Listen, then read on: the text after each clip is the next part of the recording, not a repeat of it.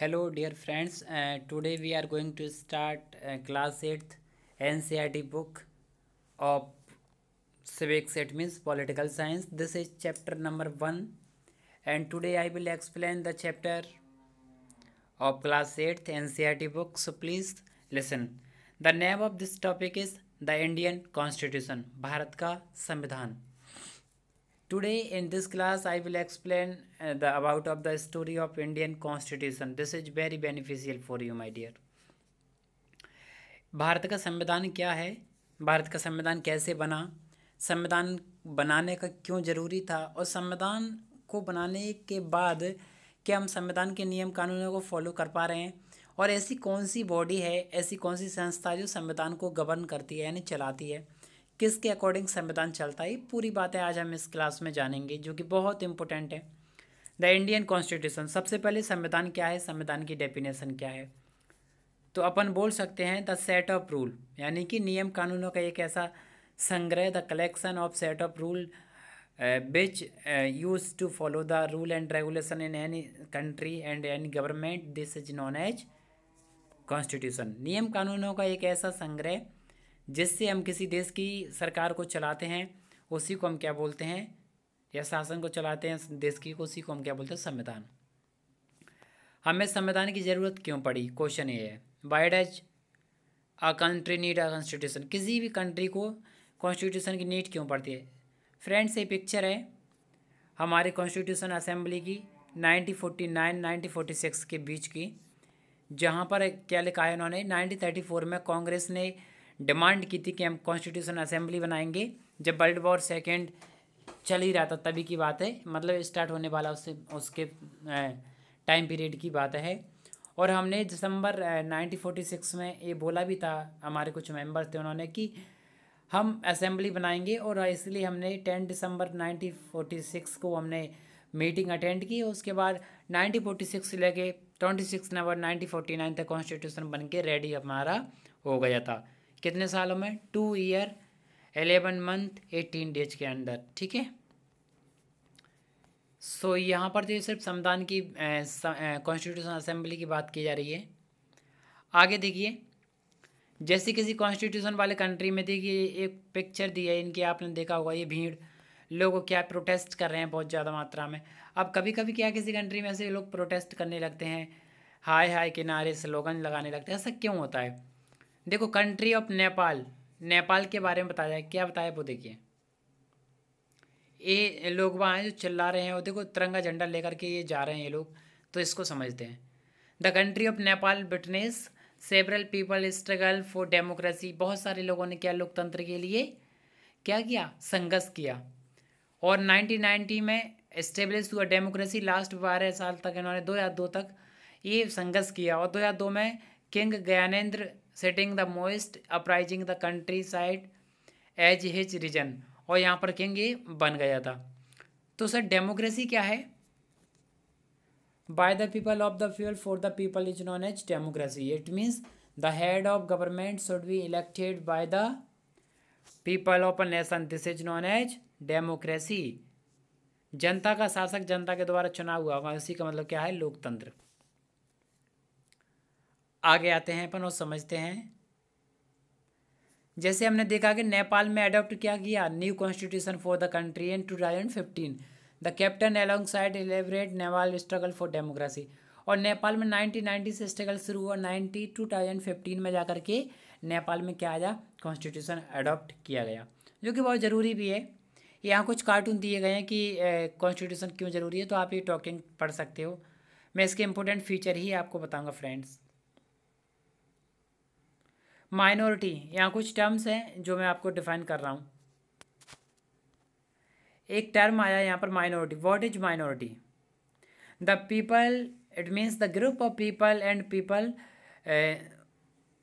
who live in a country but their amount is very less as compared to any other people and any other community and religion.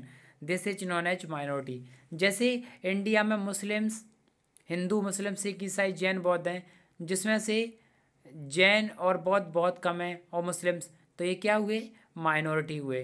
और बल्कि हिंदू क्या हुए, हिंदू क्या होंगे, majority, यानी जो ज़्यादा है नंबर में वो है मेजोरिटी, जो कम है वो माइनॉरिटी। माइनॉरिटी को हिंदी में अल्पसंख्यक बोलते हैं।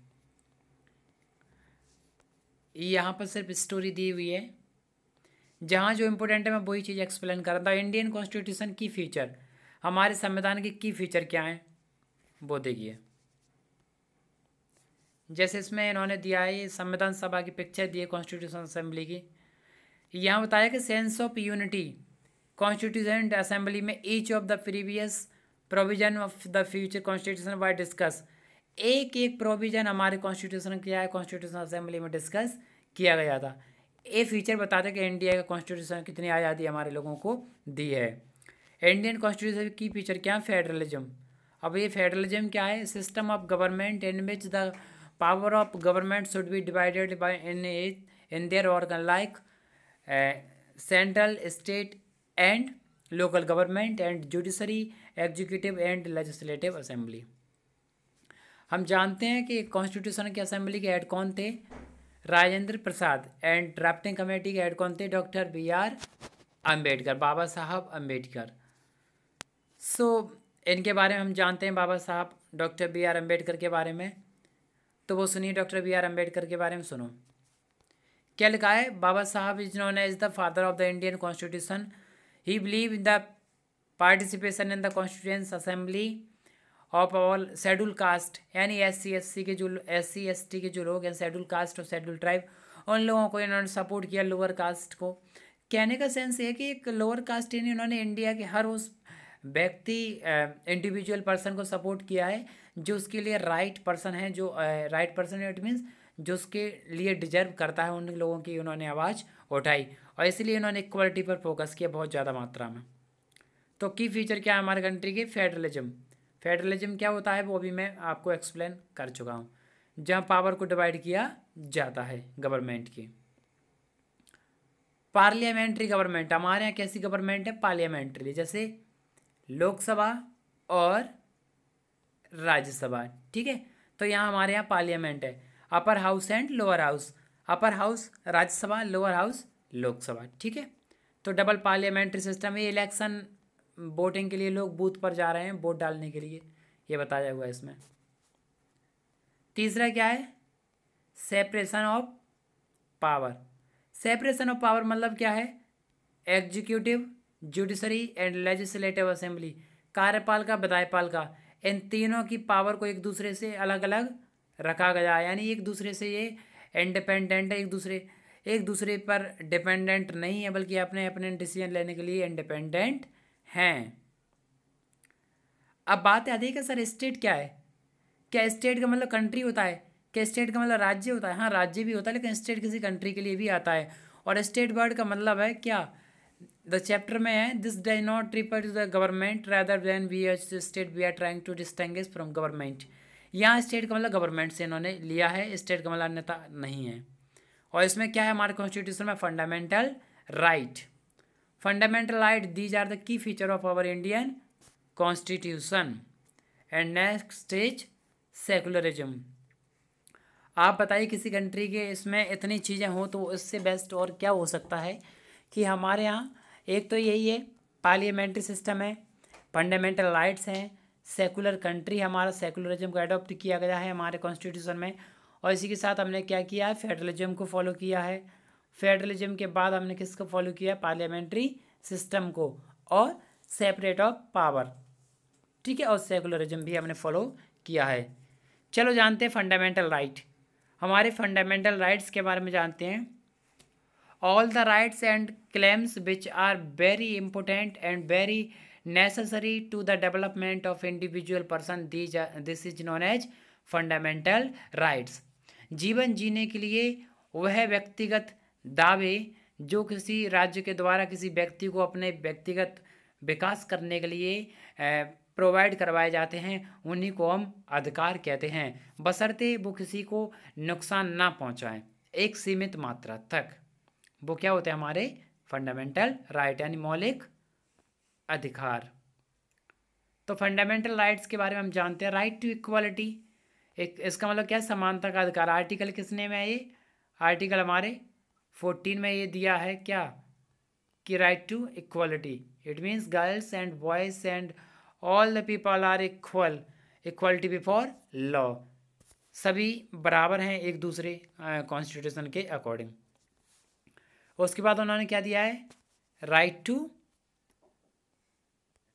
फ्रीडम दे दिया है इन्होंने, राइट टू इक्वलिटी हो चुका है।